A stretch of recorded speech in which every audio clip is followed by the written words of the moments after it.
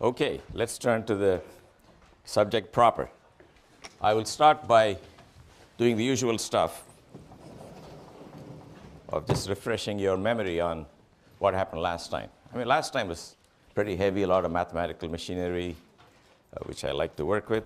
Now, you might say, I'm going to be a psychologist or art historian, and I don't need all those details. Just tell me what I need to get through this course. So that's a very reasonable question.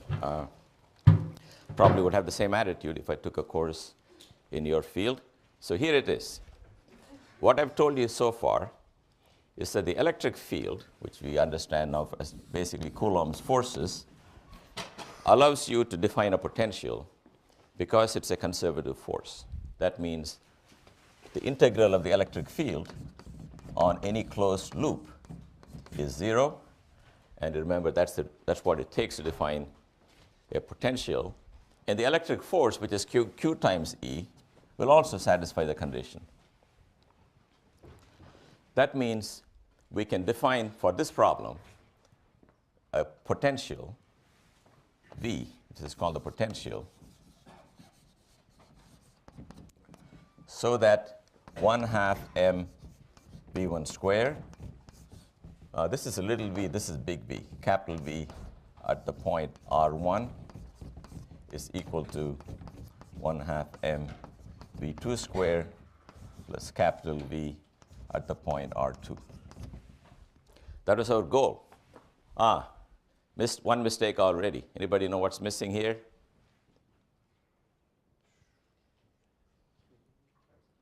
Pardon me, yes?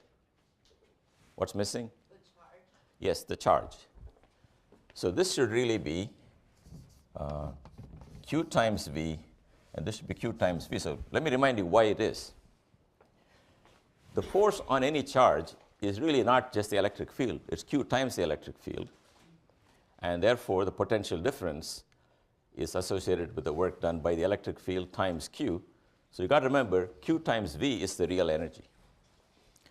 So V is like an electrical height. For example, if this is the ground, there's a mountain like that, you give me the height. The potential energy is not just the height, it's mg times h. So let me say you give me g times h. That's like the potential. That tells you the whole story, because if you want to lift the 1 kilogram mass to that height, you do 1 times gh, 5 kilograms, 5 times gh. So depending on the mass you want to lift, the work done will be different, or the potential energy will be different. But this doesn't depend on the mass you're planning to carry around. So you take out the mass, you can always put it back. Similarly, the potential concerns itself with the unit charge. If Q were 1, nothing I wrote is wrong. But in general, Q is not 1. So this is the actual energy. So this is the old potential energy, U1. So the potential energy is Q times the potential. Okay? So think of V as the electrical height at a point, and Q is like the mass, and Q times V is like mgh. Okay, we got a formula for V. The general formula for V is that V of R2 minus V of R1 is the line integral of E dot dr from R1 to R2. This minus sign has the following meaning. The electric field exerts the force E on the unit charge, but if you want to drag the charge against the field from R1 to R2, you apply force minus C to compensate that. And the work done by you, this really work done by you, to move it from R1 to R2. Let me give you the gravity example. Gravitational force acts this way. But if you want to lift something from here to here, you oppose it. Namely, it's doing minus mg, your force is mg, you move it to height h. That's the work you do, and that you know is the potential at the top minus potential at the bottom. So that's the origin of the minus sign. The electric field wants to go one way, and if you want to take it against that force and raise it, electrically speaking, the force you apply is precisely minus E. That dot dr is the work done by you. That's what you invest. That's what you will get back if it rolls downhill again. Now, if you want V at some point R, minus v at infinity, that integral will be minus, starting from infinity to the point, these should be all vectors, to the point r of E dot dr. We will now take the convention that v of infinity is equal to 0. Remember, potentials are defined only by the differences. So you can put the 0 anywhere you like. We will choose the 0 to be at infinity. Then in this integral, it's going to be 0. And if you do this integral from infinity to r, you will find for one charge, it is q over 4 pi epsilon 0 times r for single charge. And r is the distance from that charge.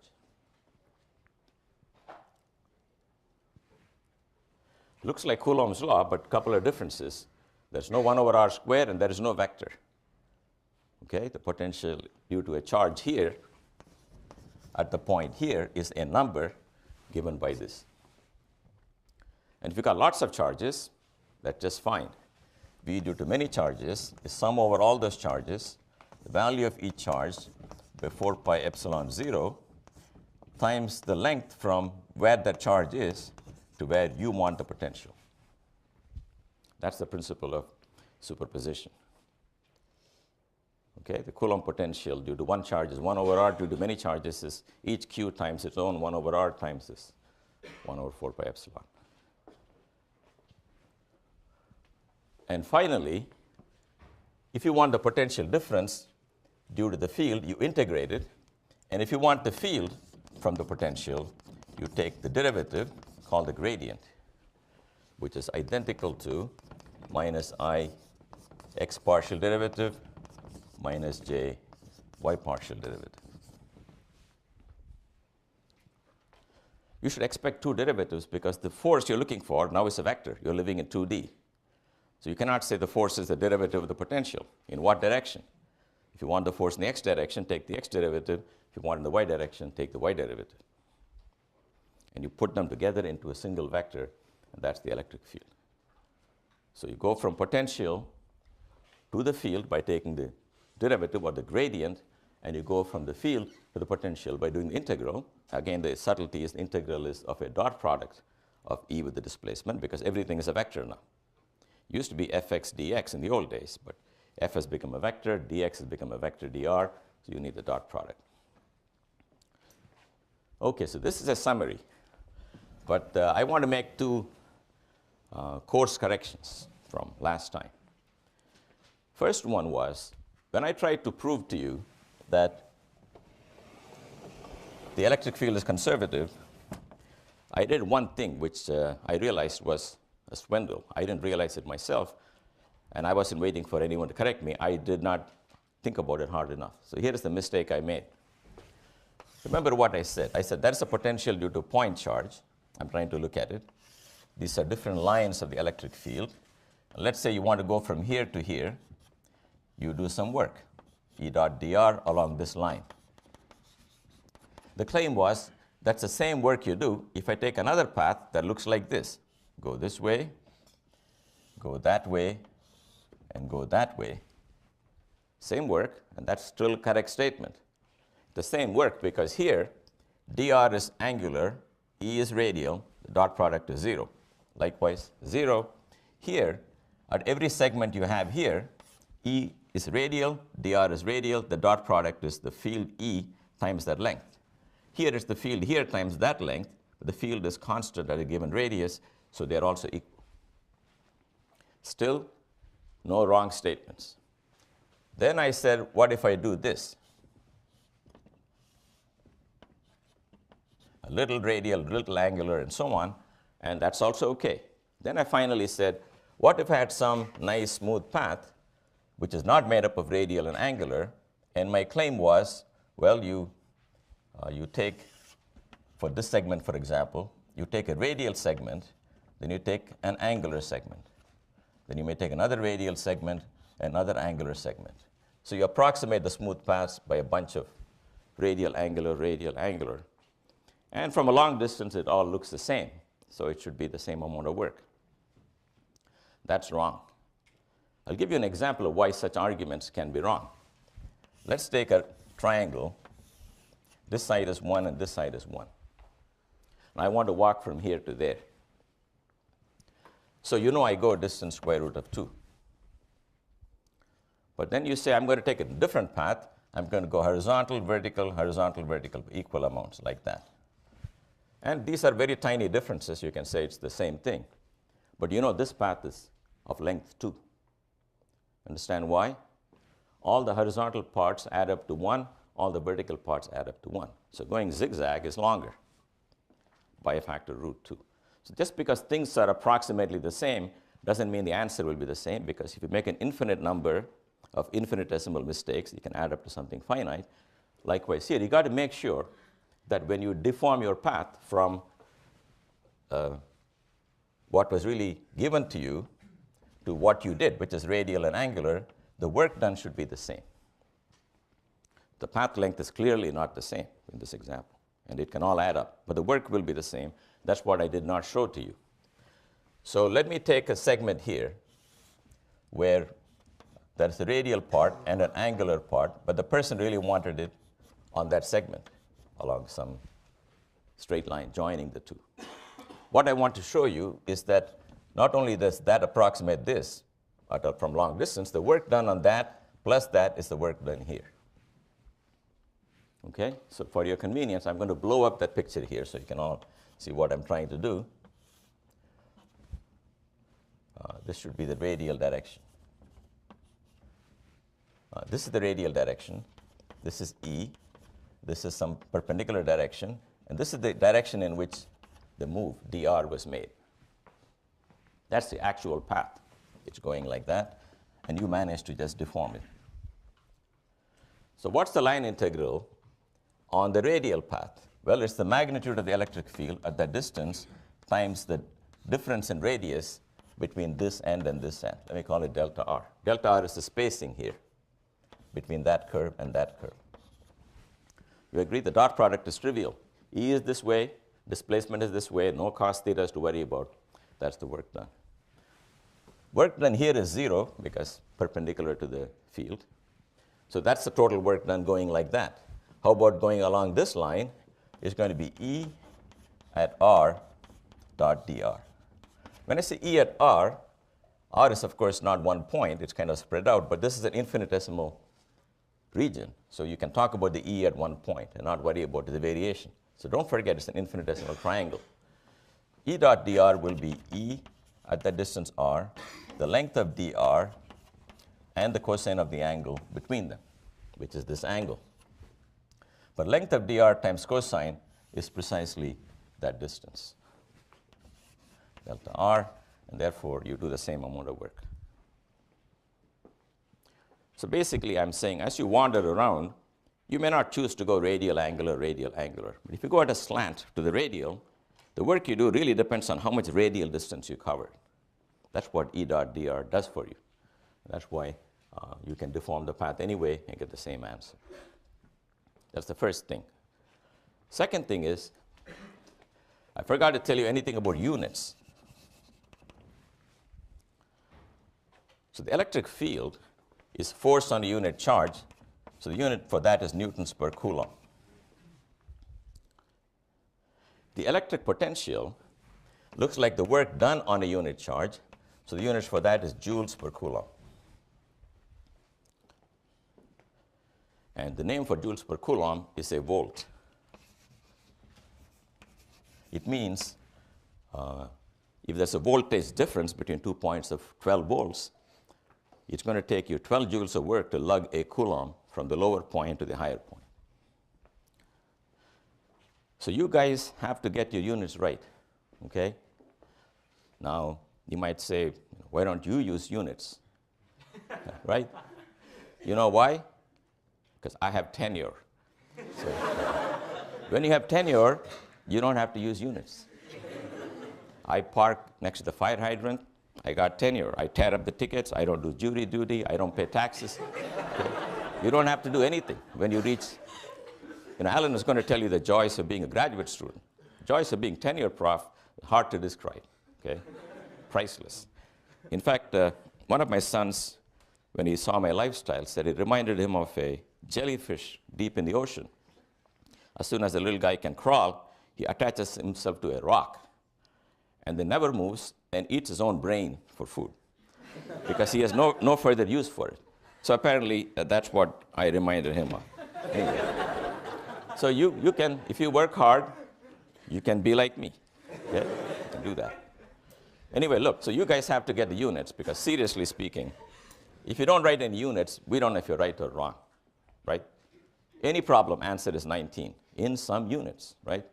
So if you don't give the unit, the number is not worth anything. Another advantage of units is you can keep track of your calculation. You multiply one quantity by another quantity, everything has units, you cross out the lengths and the meters. You got to make sure the stuff you get has the right units on the two sides. That helps you also keep track of calculations. Okay, so let's go back now. This is all stuff left over from before. So now for the new stuff, I'm going to tell you the first part of this lecture is going to be what are the advantages of V? I will just mention them, then I will elaborate on them. The first advantage is the conservation of energy. The second advantage is the computation of E. And the third advantage is a lot of good visual pictures, which are very helpful. So you won't know what these mean, but this is what we're going to do, so you know where we're going. First thing is conservation of energy. There is no need to belabor this point. I mean, that's why we did the whole thing. The whole conservative forces, gradient, this, that, all that was to make sure in the end you can get a potential energy out of it. And as you know from the roller coaster problem, if you can do kinetic plus potential equals kinetic plus potential, it saves you a lot of trouble. In other words, in this room right now, there's a lot of electric fields, a lot of charges everywhere applying a field here.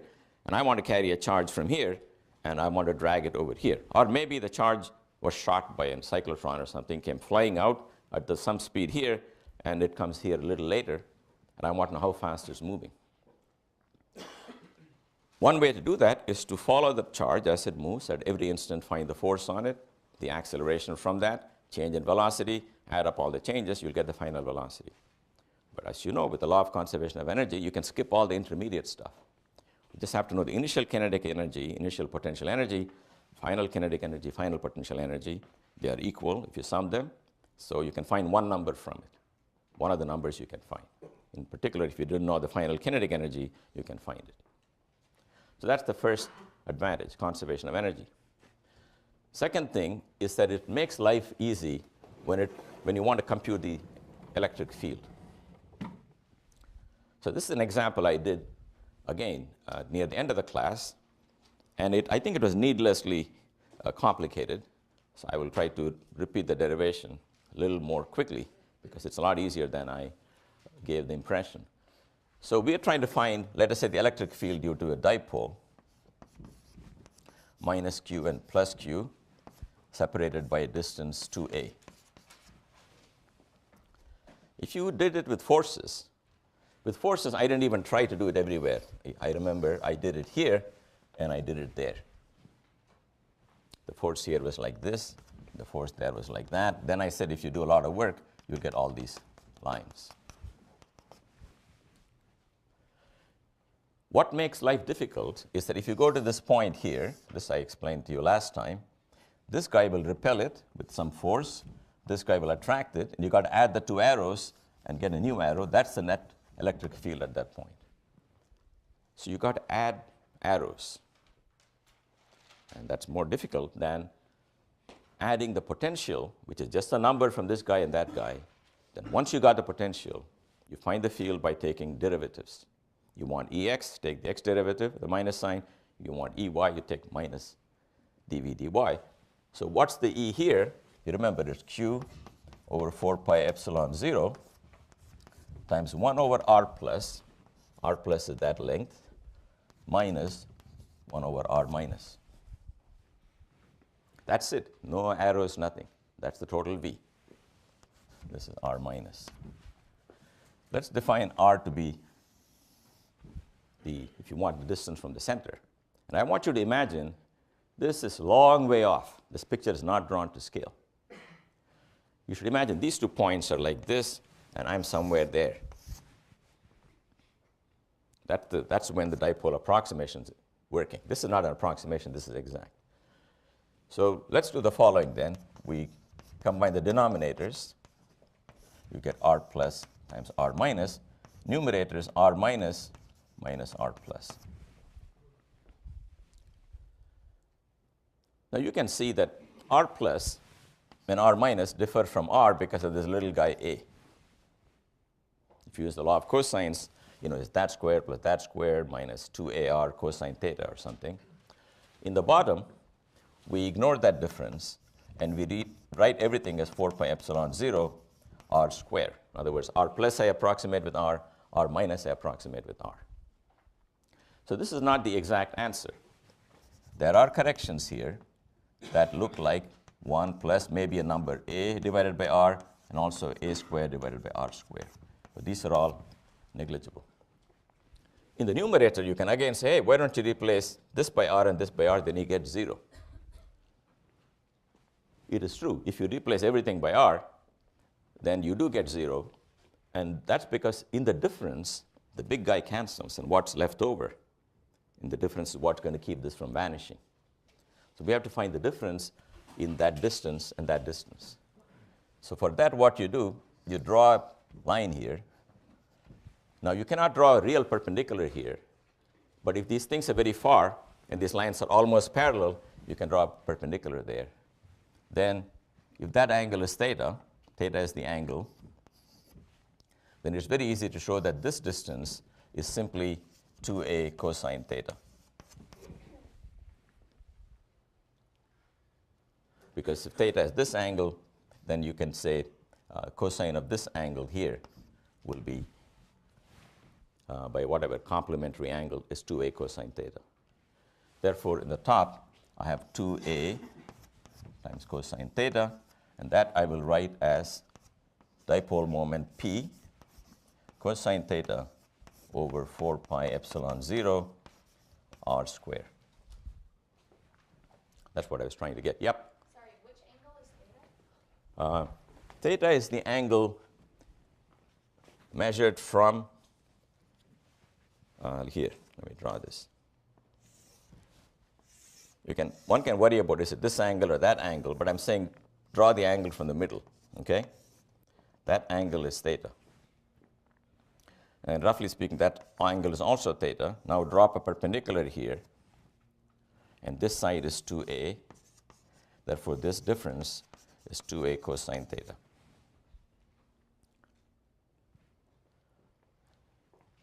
So now I have v in terms of r and theta, but I can write it in terms of x and y very easily.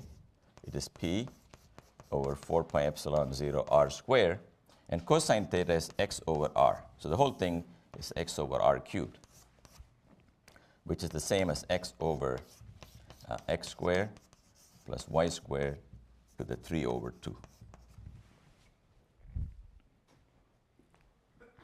Right? R is the square root, and r cubed is 3 powers of that. Now, you can easily take the derivative of this guy with respect to x, or with respect to y.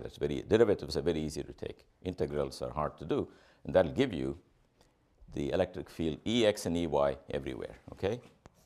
So Ex is equal to minus dV dx, and Ey is minus dV dy. It's one of the homework problems is to really calculate this.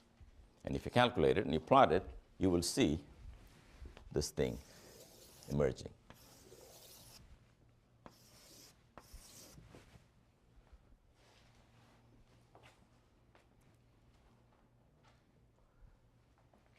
Okay. In other problems, most of the time, it's easy to find V and then to find E. For example, if I have a ring of charge and I want to find the V here, then let's say the ring has charge Q and some radius A. Then a little guy here produces a little potential dV, which is the charge dq. dq is not any distance, it's like the differential divided by 4 pi epsilon 0. And what's the distance? If that is z, then it's simply root of z squared plus a squared. That's due to this little charge. But every unit of charge on this ring is equidistant from this point. You understand? It's a ring, and I'm perpendicular to the ring. So they all contribute the same number, and sum of all the dq's is just the q. So that's the potential on the axis. Now you can take its z derivative to get the field. Okay? Generally, it is easier to do the v. Either it's a sum or integral over the charges producing the v, then take derivatives. But I want to give you one example in which the opposite is true. But in fact, it's easier to get E than to get V. And that is, there are many such examples. I'm just giving you one. Let's say there's a hollow conducting sphere. It's got charge Q. This guy is hollow and conducting. I want to find the potential everywhere due to this. And the charge Q is uniformly spread on the surface. So what's going to be the potential? First of all, by symmetry, you can see that if you pick any point anywhere, the answer is going to depend only on the radial distance from the center because of spherical symmetry. But you still have a lot of hard work to do because you can divide the sphere into little rings like this, slice it at different latitudes, and find the potential due to each ring using this formula I just did somewhere, then integrate it over all the rings, and you will get an answer. But that's a decent amount of calculus. But you don't have to do that, because in this problem, because it's spherically symmetric, and there's a charge Q here, we know from Gauss's law, the electric field is going to be purely radial and will look like Q over 4 pi epsilon 0 r squared, as long as r is outside the sphere.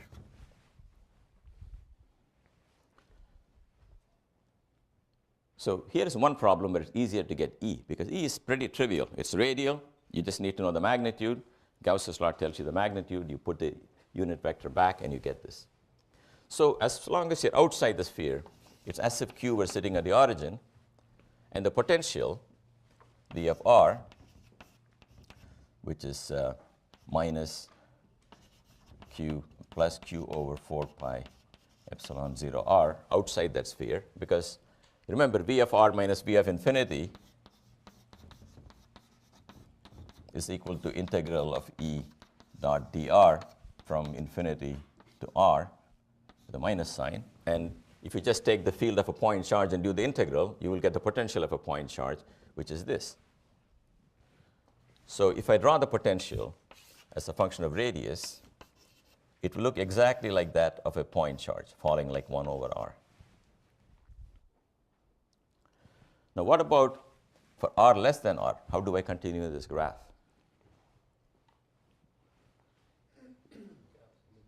Pardon me? You can use Gauss's law. If you use Gauss's law inside, what will you get for E? E is 0. Integral of E dot 0 is dr is 0. So potential does not change inside the sphere. But don't think potential is 0. It does not change. It's stuck at this value. So throughout the hollow sphere, there's only one potential. Okay? Electric field is a different story. Electric field is in fact 0 inside, then falls like 1 over r squared. The electric potential is a constant. So there are certain problems, like a cylinder of charge surrounded by another cylinder of charge, where again it's easier to get E from symmetry arguments than integrate that E to get the potential.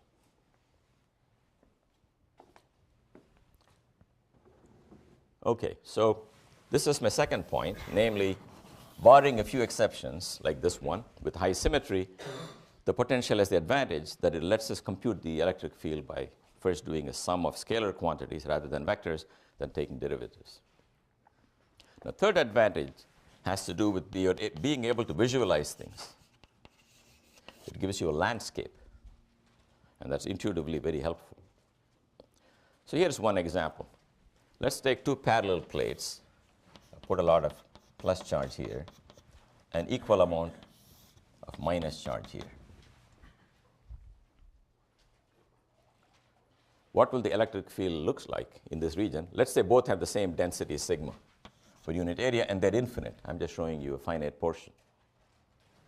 This guy will produce sigma over 2 epsilon 0 here and here. This one, because it's negative charge, will do this, sigma over 2 epsilon 0 on this side. In the region between them, you can see the two arrows are additive. So the field will look like this. In the region outside, the two arrows are opposite. This guy is coming in, that guy is going out. Remember, the field doesn't diminish with distance due to either plate, so they can completely cancel each other. So the electric field is trapped between the two plates and has the strength, which is double what you would have on either side if you had only one sheet. That's the electric field E. That's my electric field. We can ask what's the potential difference, or what's the potential at various points. This whole thing being metallic is at one potential. So I say V is equal to 0. Throughout this line, let's say V is 0. In fact, it's very clear V is 0, because if I move horizontally on this line, I don't do any work because the electric field is perpendicular to me. So if V was 0 at one point, it is 0 throughout this plane. Yeah, so I should qualify this statement. You cannot pick V equal to 0 over an extended region. You have freedom to pick it to be 0 at one point. But I'm telling you, if you pick the one point in this plane, you can navigate throughout the plane without changing V because you move perpendicular to E. So V is 0 on the lower plate, but it won't be 0 anywhere else. But you can see that may be V equal to 1, that may be V equal to 2, V equal to 3. Upper plate may be V equal to 4 volts. So lines of E are vertical and lines of constant V are horizontal. This is really like the gravitation problem. An electric field raining down on you is just like the force of gravity. This might as well be GH. This might as well be G. You multiply a mass, you get mg. You multiply by the Q, you get the force on a charge.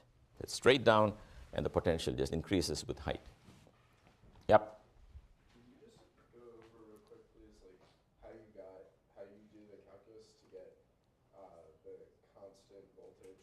Oh, okay. Think of it as a plate coming outside the blackboard. For the hollow sphere. Oh, the hollow sphere. The potential is always the work done to go from infinity to wherever you are, right? So when I come from here, what do I think is at the origin? I think there's a point charge at the origin. So I push up against that till I come here. So I do that amount of work. Once I'm in here, there is no electric field inside. So E dot dr is 0 from then on. But don't forget the E, the V that you got up to that point. You don't drop it. You keep on adding 0 to it. So it is 0 everywhere. You add 0 to all points here because you can go from here to here, no electric field. So the whole sphere has the same potential as the surface. So now, here I got these potentials, and it gives you a picture that you're running uphill, and these are the steps you got to climb to go uphill. And if you got 4 volts here, if you take a Coulomb and you let it drop, it will pick up 4 joules by the time it hits this lower plate. That's the meaning. That's the work done by the electric field. Just like gravity is the potential difference, which is the work done on unit charge, times the charge, which is 1 Coulomb here. If it is 10 coulombs, you do 40 joules of work. If an electron is released, you got to be a little careful. By definition, the charge of an electron is negative. So if an electron is released here, in fact, it'll go like this. You don't have any analogs in gravity. Gravity, everything falls down. So suppose some things had negative mass and some things had positive mass. All guys with negative mass, you got to nail them to the ground. Otherwise, they'll just float up. That happens in electricity. So any electron you leave here will go up. So the force on the electron is minus Q times E. So everything's got a minus sign. So an electron going from here to here will in fact lose energy. Will lose potential energy, and it will gain and turn into kinetic energy. So an electron falls through 1 volt. The work done is charge of an electron times 1 volt, which is 1.6 times 10 to the minus 19 joules. That happens to be called an electron volt. It's just a convenient thing to use. When the charges you're pushing around are not coulombs, but this tiny electron is good to know in electron volts. For example, in the hydrogen atom, the Coulomb potential is negative because the charge at the origin is a proton plus Q. Electron has got some minus Q divided by 4 pi epsilon 0 R. That's the potential. And in quantum mechanics, only at certain radius you can have electrons. So the lowest electron is somewhere here, and they say it is minus whatever, some number of 13 point something electron volts. That means if you want to drag an electron from this hole and liberate it from the atom, you got to do 13 times 1.6 times 10 to the minus 19 joules of work. So as if this were 13 volts down compared to infinity. It's a hole in the ground, 13 points, I think 4 or 6 volts deep. So if you want to liberate that electron, you have to furnish that amount of energy. Okay, now going on with visualization, let me say, let's take another case we can all do, which is a single point charge. Here's a point charge. The electric field due to that looks like this. We've done it a million times.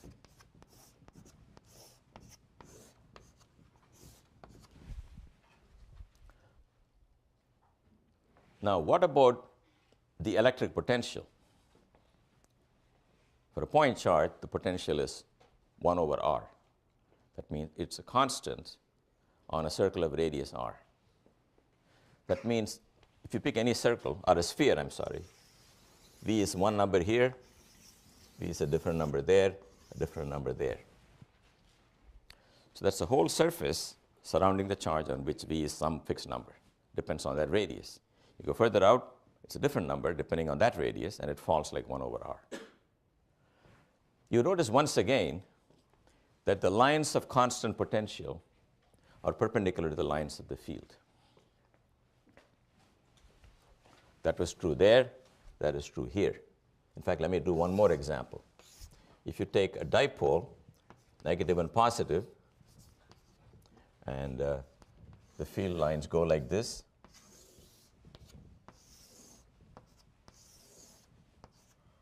if you compute the potential, if you go very, very close to this guy, I think you all seem to understand, if you're very near one charge, forget about the rest of the world. It dominates everything. Potential will look like circles centered here. But as you go further out, the shape will change, and it will look like this. A similar thing on the other side. Then there'll be this huge infinite sphere that becomes planar, that goes all the way to infinity. These are contours of constant V. If you really plot them, you'll again find contours of constant V called equipotentials are perpendicular to the electric field lines, perpendicular to E. So I want to explain to you that this is a very general result. This is not something true in these isolated cases of nice symmetry. Why is that? So let's understand why that is true. You remember that V2 minus V1 is minus integral of E dot dr from 1 to 2. So let's say V2 and V1 are 2 and 1 are very close. In that case, let's call it delta V is equal to minus E dot dr. There's no integral to do because I picked 2 points which are nearby an infinitesimal amount dr. So E dot dr is equal to delta V, which is minus of V2 minus V1. What does that mean? That means if you start at some point and you move a distance dr, you take a step dr, and you find the change in potential, the answer depends not only on the length of your step, but on which direction you move. Because of this dot product, the change in potential will be the magnitude of the electric field at that point, the magnitude of the step length, and the cosine of the angle between them. So if electric field if the electric potential is replaced by height in 2 dimensions, you know, top of sleeping giant and the hill is going up and down, you're at some point. There's a height function h of x and y instead of v of x and y. And I want to take one step, and I can ask, what are the consequences to my height? The answer is, if the electric field is pointing in some direction, and you take a step dr in a generally different direction, this is the change you get. So you can ask, how do I get the biggest drop in height or the biggest drop in potential when cosine theta is 1? Right? Because then it's this, that, times 1 with a minus sign. So the electric field points in the direction of the greatest rate of change of potential. It drops that direction. If you release a marble in a gravitational field, it'll roll along the gravitational field, which is obtained the same way from the gravitational potential. If you want to climb up the mountain, suppose there's a tsunami coming, and you want to get to the top as quickly as possible, don't panic, compute the gradient, and move along the gradient. Okay? Then stop, think again, recompute the gradient, and in that manner, you will get to the top in the quickest time if you can compute quickly enough. Okay, but that's the process. At every point, that's a vector pointing in the direction of greatest increase. The electric field happens to be the direction of greatest decrease because of this minus sign in our convention. Now, let us say you are in this mountain, and you don't want to go down, you don't want to go up, but you still want to take a walk. Can you do that? Yes? Or are you stuck at one place? What do you have to do, guys? Yes? You move perpendicular to the field. If you move perpendicular to the field, the cos theta is 0. That's why, now going back to this, this is called Mount Coulomb. It's coming out of the blackboard, really tall, and you are here. If you want to go downhill, you go along the field. You run away from the hill all the way to the valley, to the plains. If you want to go to the top, you go opposite to the field. But if you go along this equipotential at every point, you do not do any extra work. So your potential does not change. So it's clear from this that the equipotential is always, in fact, in general, the change in any potential is gradient of the potential dot dr, except for the minus sign. It's the same story, that if dr is parallel to grad v or anti-parallel to E, you get the biggest change in voltage. All right. So this is what you should understand in general. What is good about the potential is you can take a whole bunch of charges, put them here, there, there, there, and you can draw little contours, maybe of constant v. It's just like the graph you have of the weather, of the temperature, for example, or if you have a topographic map of the mountain, there are some valleys and there are plains and there are some mountain tops. And these lines of constant height are like constant v. So it helps you visualize. And then if you're told you release something here and it rolled down and came here, you can find the speed here given the difference of these two numbers. You don't have to go through the intermediate step. So these are the advantages. Okay. Now I'm going to return to conductors briefly to tell you something, one other thing that is new compared to what we did before. Remember what I told you about a conductor? A conductor is one in which the electrons do not belong to any one parent. They run around to the whole sample, but they cannot leave the metal. At the boundary of the metal, there are forces bringing them back. Inside, they're free to move. Therefore, if you take a conductor and you stick it into a field, initially, the electric field will penetrate the conductor. The charges, because they're free to move, will move. Negative charges will move one way, positive charges will move the other way, until they set up a back reaction to this that blocks the field inside the metal, till the field inside is 0. So here's a generic conductor. If you put it in an external field, it will have some charges on its surface, will produce a field this way that will oppose the external field in which you put it, till at the end, there is no field inside the metal. Or if you did not put it in the field, it just took this material and dumped some charge on it, threw some charge on it, and asked, where does it go? Well, the charges are all plus, and they don't like each other. They want to move away from each other. and they move as far as they can till they come to the boundary, and they cannot go any further. That's where they stop. That we saw before. So we know all the charges in a metal are at the boundary. There's no electric field inside because of Gauss's law. If I want to find the charge here, I do a tiny sphere, do integral E dot dA, I get 0, and that's the charge inside. And I can move this little microscope all over the inside, I keep getting 0. That's why I know there's no charge inside. There's no charge inside, there is no field inside. Q equal to 0 inside metal. This is a solid metal, and E equal to 0 inside solid. The other variation you can have is, suppose I make a hole in this.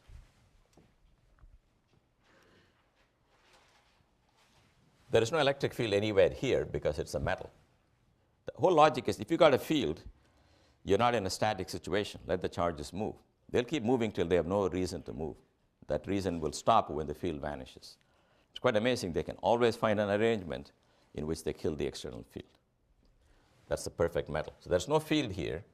So if you do a Gaussian surface like this, the charge inside that is 0. But that does not preclude the possibility that there are maybe some plus charges there and some minus charges there. Last time I told you that if that happens, then the pluses and minuses will run around and meet and destroy each other and neutralize. But that's a little subtle because maybe if they were the only two things in the world, I can understand that, but there's also these charges outside. Maybe they'll impede their motion. But here's one way to prove that there can be really no charge even on the inner surface. If there were some plus charges here and minus charges there, remember Q is 0 inside, so you can only have equal number, then electric field lines will have to leave the plus charge and terminate on the minus charge. So there'll be an electric field inside the cavity. And I'm saying that's not allowed because of the following. If there is a field inside the cavity, let's take that path and another path, which are two ways to go from here to here. On one path, I get line integral of E to be not 0. Second one, I get line integral to be 0 because there is no E. But the line integral cannot vary with the path in an electrostatic situation. Therefore, there cannot be any electric field inside the cavity due to anything you put outside. You can have electric field inside the cavity if you go into the cavity and put by hand some extra charge there. Then what will happen is that guy will produce a field, and the field lines will come to the boundary and terminate on some negative charges. Again, there'll be no field here. But a hollow cavity with no charges inside cannot have charges, no charges inside the hole, will not have charges on the edge either. So now, what else can we say about conductors? For today, I use the fact that the line integral of E is 0 to tell you that in a hollow cavity, you cannot have any charges in the wall. Second thing is, every conductor is an equipotential.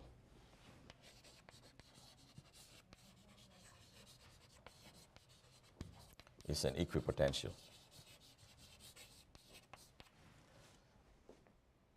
Why is that? Can you tell me why that is true? If it is not equipotential, the whole lump. Yep. If it wasn't equipotential, then there'd be electric field inside of it. And how do we know that? Because there's a potential difference. That's right. In other words, if you take the gradient, namely taking derivatives, you will get a non-zero derivative because I'm telling you V is not constant. In some direction, it's got to change. There's an electric field in that direction, at least. But that's not allowed. So V is a constant. So take any metal shaped like anything. You can associate a single potential to all of it. Okay? If it's got charge on it, that's the same. And what it means, if you start at infinity, the work done to come there, the work done to come there, the work done to come there are all the same. Because they're all measuring the potential. The whole metal is at one potential. That allows you to do certain tricks. So here's one trick you do. There are more tricks, but this is the only one we can discuss in this class. So here's an infinite conducting plane, a sort of ground attached to the ground. And over this guy, I put a charge Q. And I ask you, find the electric field everywhere now. That's your challenge. Without this guy, fields are just radial. So radial, radial. But the fields come near this metal. They cannot penetrate. They got to stop at the surface of the metal. So the field lines will do that. They will all terminate on the metal. And to terminate, you need some negative charge, which the metal will suck out of the ground. That's the reason for grounding it. So the question is, what kind of charge distribution do you get on the metal? How much charge is there on the metal? And because there's positive charge and negative charge here, what's the force of attraction between this charge and the plane?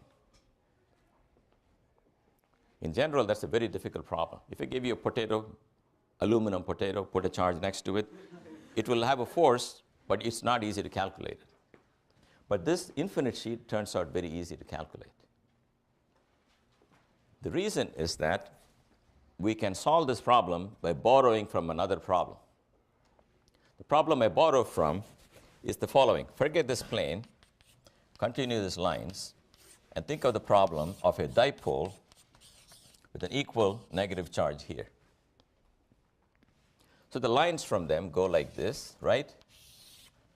And if you slice it in the perpendicular bisector of this distance between them, you will hit every line perpendicularly. You guys remember that part about the dipole field? It's somewhere there. You cut it right down the middle. So this plane was an equipotential at V equal to 0.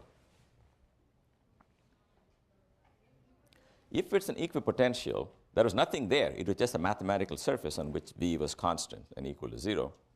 If V is constant, you can slide in a conductor there and nobody will know.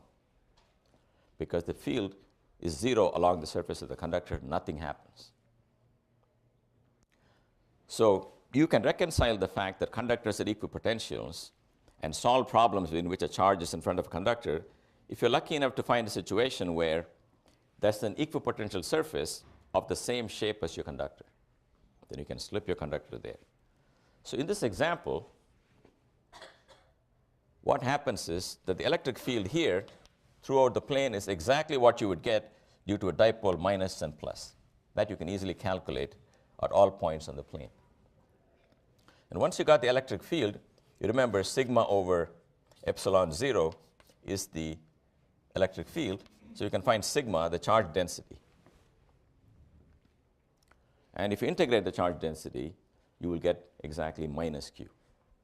Because the number of lines coming from here have to terminate on the plane rather than on this, and that'll be minus q.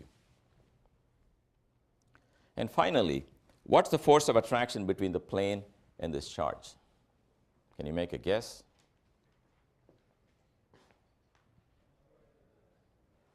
What's the force with which the plane attracts the charge? I'm asking you to guess, so it cannot be too difficult. Same as the force that this negative charge would exert on this positive charge. And I'll tell you why. This guy is looking around, okay, seeing some forces. It's due to these negative charges on the plane. But they are identical to the field created by this guy. So it cannot tell the difference, and therefore it will move, if you're releasing it, it'll move the same way in this problem as in the other problem. So it'll be drawn to the plate with an attractive force, which is q times minus q divided by square of that distance. So the summary of what I did now is that if you solve any problem, let's say the dipole problem, and you get some shape, it's an equipotential, you're allowed to then replace that with a chunk of aluminum and keep the field lines the way they are. Because that aluminum will be an equipotential, and it'll happily sit on the equipotential, because there are no forces on the surface of the conductor moving the charges. So the moral of the story is you can sneak in a solid object bounded by the surface of an equipotential for any problem. So if you can solve certain problems and the equipotentials have nice shapes, you can put conductors of that shape in that precise location. That'll answer a different problem in which the second charge is absent. You only have the first charge. It's like a phantom charge, an image charge. So it's like this charge looks into the mirror and sees the image. the image is minus of itself, and it's drawn to it. Because the field produced by this guy and this guy is the same as the field produced by all of these and this. All right, so now we're going to final problem of energetics.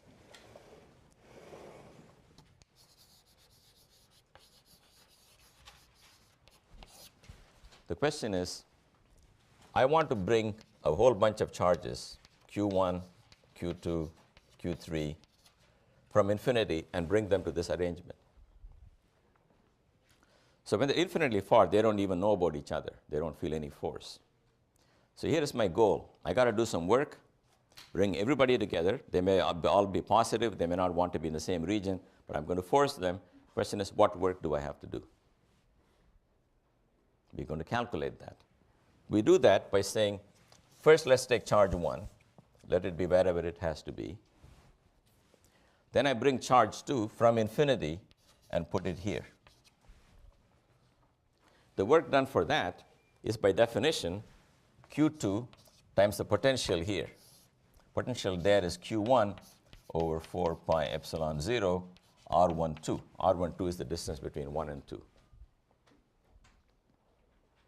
Now I nailed the 2 charges. Nobody is allowed to move, so I don't do further work. Then I bring a third charge from infinity to its location here. How much work should I do? The work that I have to do is the potential energy from infinity to here due to these 2 charges. So that means the work I will have to do is equal to Q1 Q3 over 4 pi epsilon 0 R13 plus Q2 Q3 divided by 4 pi epsilon 0 R23. You follow that? That's the work I have to do to bring. The first guy, Q2, had to fight only this one. The third guy has to fight these 2, and the fourth guy will have to fight these 3, and so on. I'm just going up to 3 charges. From this, it should not be too hard to guess. In general, if you've got many, many charges, you do Qi, Qj over 4 pi epsilon 0 Rij, where I goes from 1 to, from 1 to n. J goes from 1 to n, but I cannot be equal to j, and you divide by 2.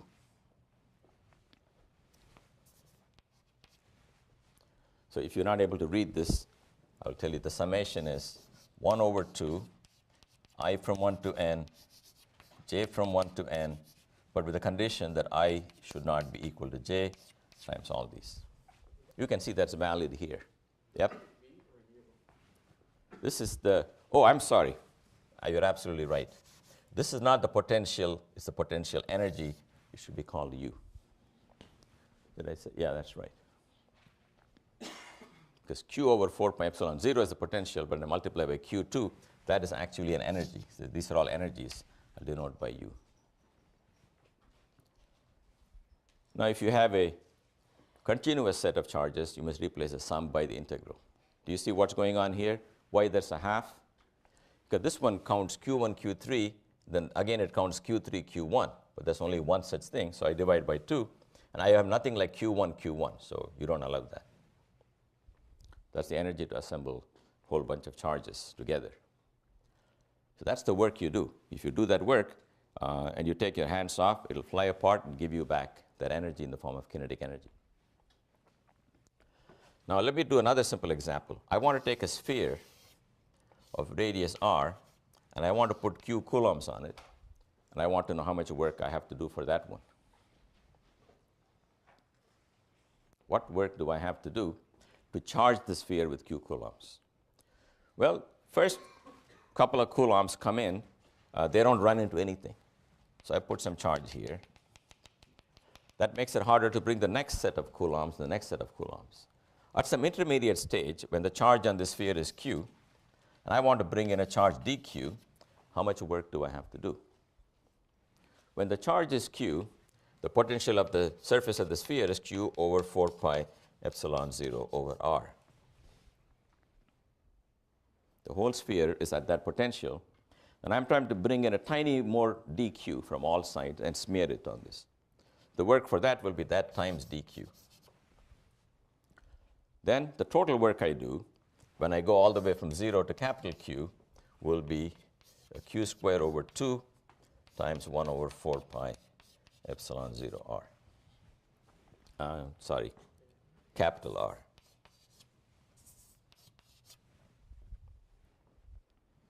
Again, you see why you get the half, because the last coulomb is much harder to bring than the first one. The first one is free. It's like a spring.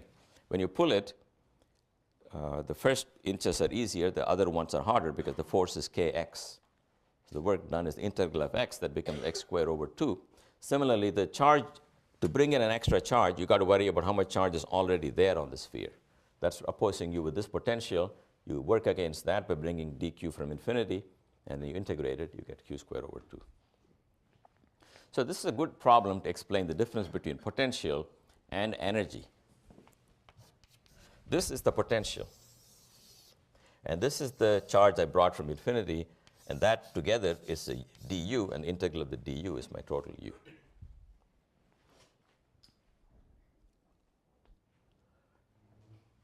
So one can ask, what's the energy to produce any arrangement of charges, and you should be able to either do the sum or do the integral. One homework problem will be how to assemble a solid ball of charge.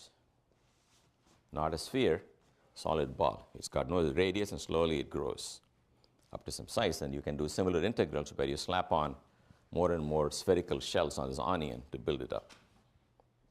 Again, if you knew the potential at any stage, you can find the work to add a thin layer to it and integrate it. Okay, so final topic is one of capacitors.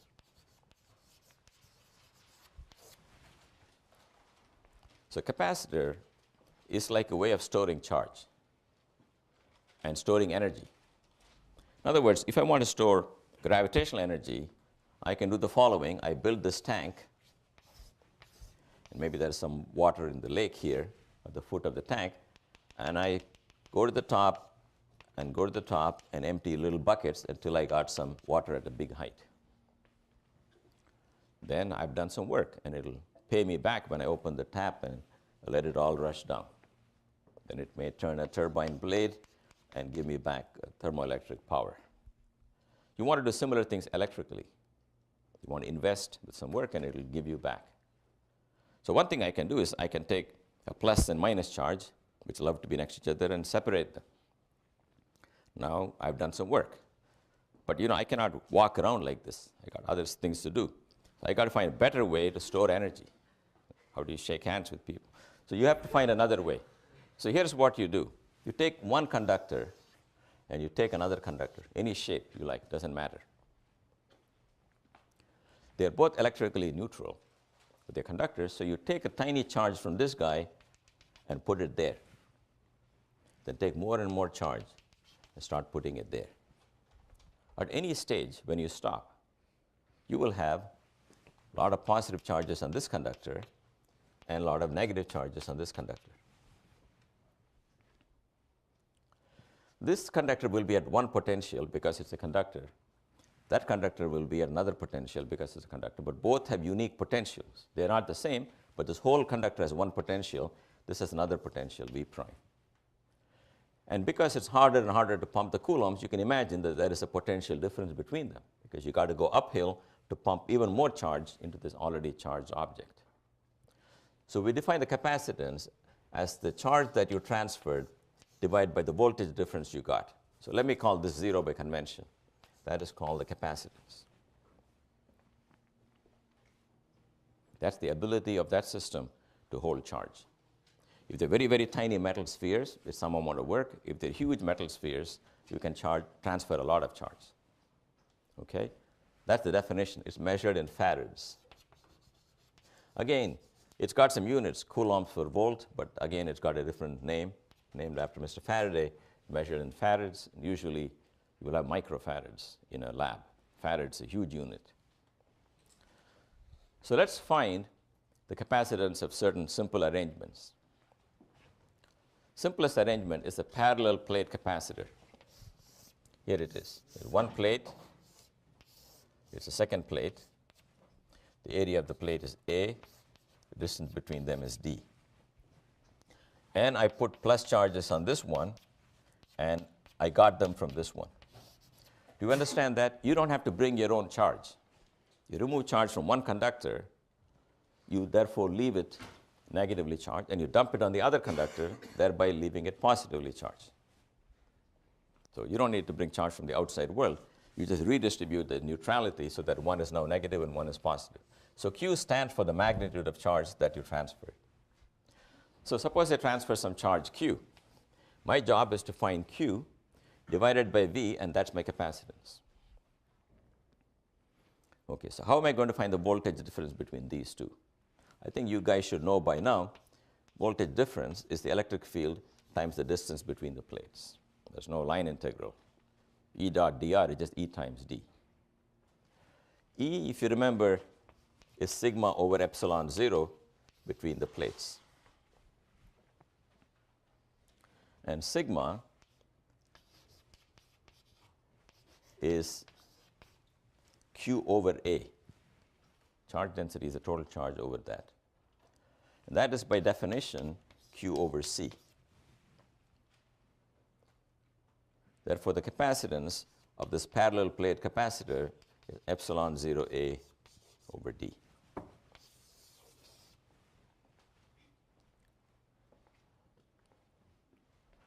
that's one of the easier calculations to do. So anytime someone gives you two objects and says, find for me the capacitance, you will take charge from one, you will put it on the other one, and then you will, hey, where is all these blackboards? Ah, bad choice. So you guys took all this down? Yes? Should that A be on the bottom for the ADQ over epsilon naught? Oh, yes. Sigma is Q over A. Yeah, this is what comes from knowing the answer. This is what you guys do in the exam. When you turn that page, and all kinds of stuff happens. Signs change, numbers change, and the right answer appears on the next page. That's really what I did, because I knew this formula. We are getting there no matter what. But you are quite right. I didn't put the A in the right place. So in a way, it's not good to know the answer every time, because you're not that alert doing this. Anyway, this is the correct answer. So here's the capacitance of this parallel plate. Here's another problem you could do. These are also common. Spherical capacitors are one sphere of radius A surrounded by a second sphere of radius B, and you shove charges, maybe plus on this one and equal number minus on that one.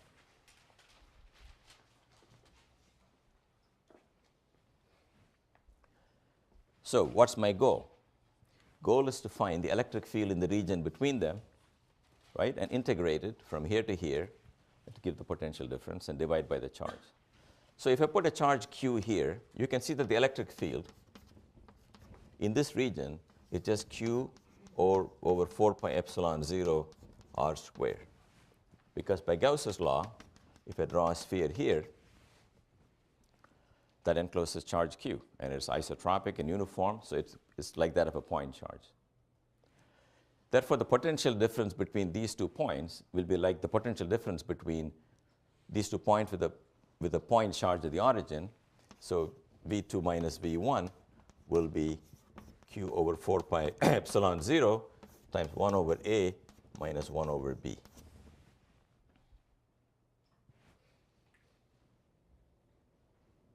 Well, we are done, because this is what I call V. So capacitance is Q over V, and that's going to be 4 pi epsilon 0 divided by 1 over A minus 1 over B, which is 4 pi epsilon 0 AB divided by B minus A.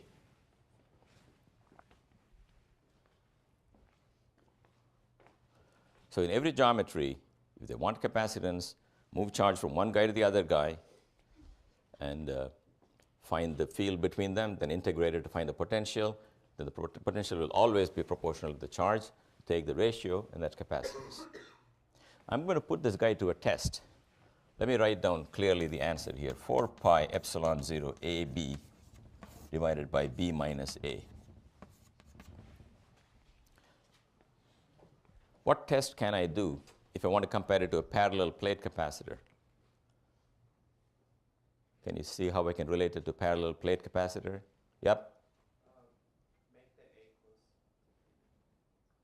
close. A what? Make like B minus A is like. Right. You can take B minus A very close, but it still may not look like a parallel plate capacitor. So here's what I say we do. Make B and A astronomical, size of the galaxy. Okay? And B minus A is just 1 inch.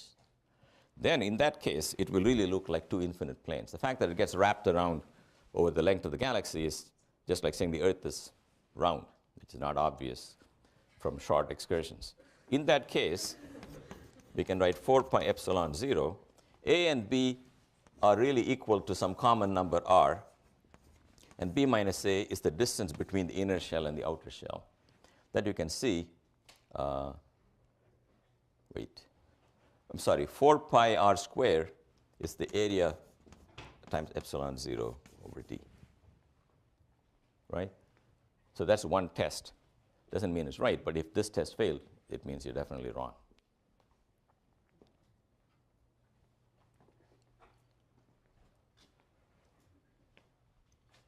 Okay. Now, how much energy does it take to charge up a capacitor? It's what I did earlier, but let me do it again. If you take two plates or any two surfaces, and there's a certain amount of charge Q on it, and I transfer delta Q, the work I do is Q, the delta Q times the voltage at that stage. Voltage at that stage is equal to Q over C, which is the Q you have at that point. Therefore, the total work you do is 1 over 2 Q square over 2 Q square over C.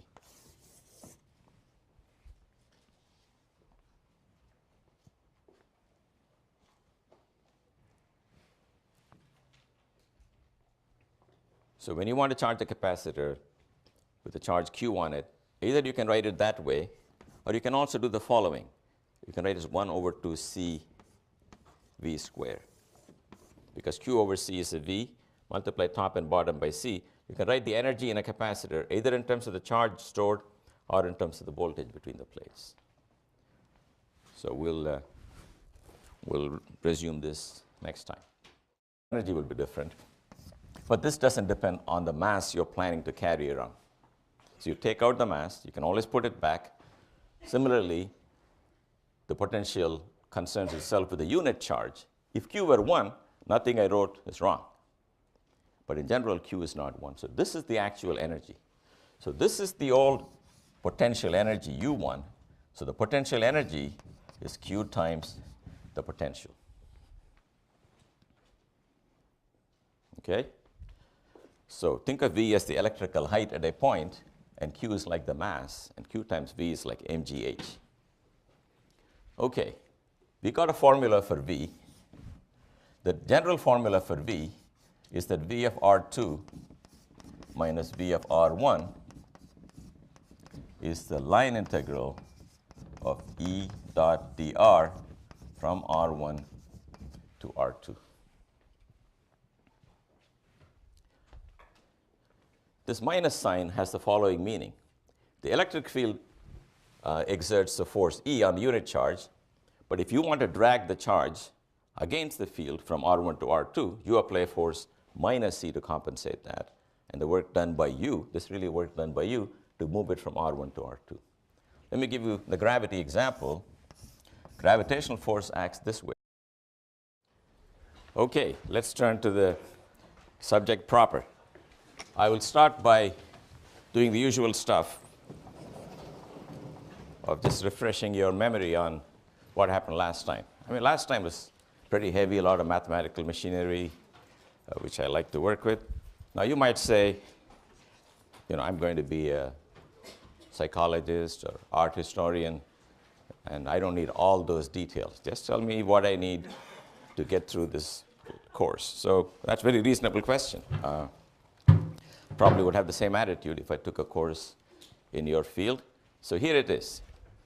what I've told you so far is that the electric field, which we understand now as basically Coulomb's forces, allows you to define a potential because it's a conservative force. That means the integral of the electric field on any closed loop is 0. And remember, that's what it takes to define a potential. And the electric force, which is Q times E, will also satisfy the condition. That means we can define for this problem a potential V, which is called the potential, so that 1/2 m from that charge.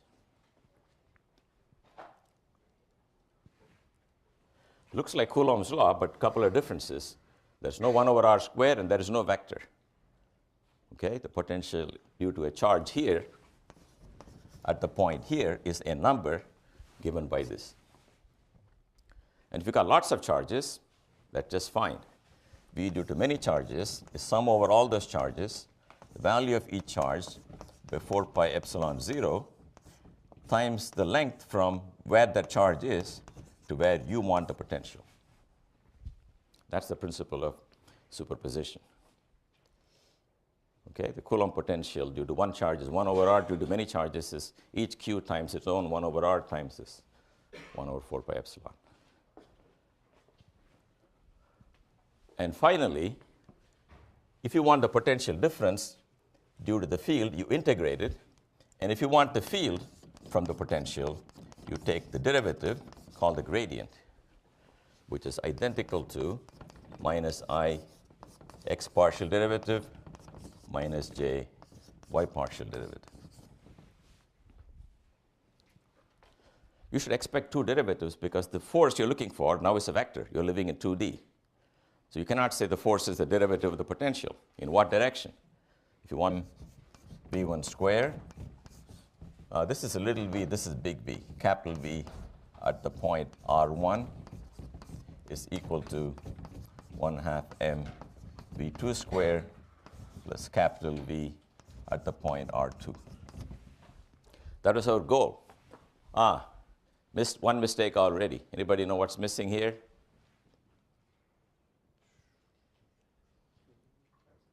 Pardon me, yes? What's missing? The charge. Yes, the charge. So this should really be Q times V, and this should be Q times V. So let me remind you why it is. The force on any charge is really not just the electric field. It's Q times the electric field. And therefore, the potential difference is associated with the work done by the electric field times Q. So you got to remember, Q times V is the real energy. So V is like an electrical height. For example, if this is the ground, there's a mountain like that, you give me the height. The potential energy is not just the height, it's mg times h. So let me say you give me g times h. That's like the potential. That tells you the whole story, because if you want to lift 1 kilogram mass to that height, you do 1 times gh, 5 kilograms, 5 times gh. So depending on the mass you want to lift, the work done will be different at the potential energy. But if you want to lift something from here to here, you oppose it, namely it's doing minus mg, your force is mg, you move it to height h. That's the work you do, and that you know is the potential at the top minus potential at the bottom. So that's the origin of the minus sign. The electric field wants to go one way, and if you want to take it against that force and raise it, electrically speaking, the force you apply is precisely minus E. That dot dr is the work done by you. That's what you invest. That's what you will get back if it rolls downhill again. Now, if you want V at some point R minus V at infinity, that integral will be minus, starting from infinity to the point, these should be all vectors, to the point R of E dot dr. We will now take the convention that V of infinity is equal to 0. Remember, potentials are defined only by the differences. So you can put the 0 anywhere you like. We will choose the 0 to be at infinity. Then in this integral, it's going to be 0. And if you do this integral from infinity to r, you will find For one charge, it is q over 4 pi epsilon 0 times r for single charge. And r is the distance